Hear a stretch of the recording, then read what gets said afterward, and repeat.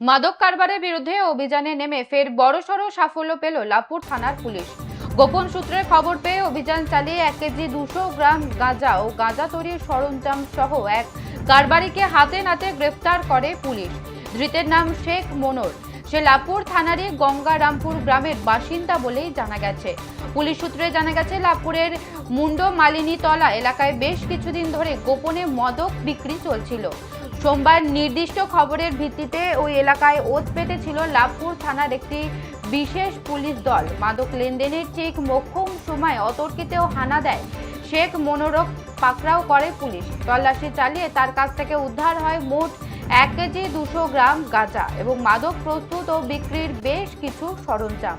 ধৃত অভিযুক্তকে সোমবারই সিউড়ি আদালতে পাঠানো হয়েছে। ঘটনার গভীরে পৌঁছাতে এবং এই চক্রের মূল শিকড় টেনে বার করতে ধৃতকে নিজেদের হেফাজতে নেয়ার জন্য আদালতে আবেদন জানায় পুলিশ।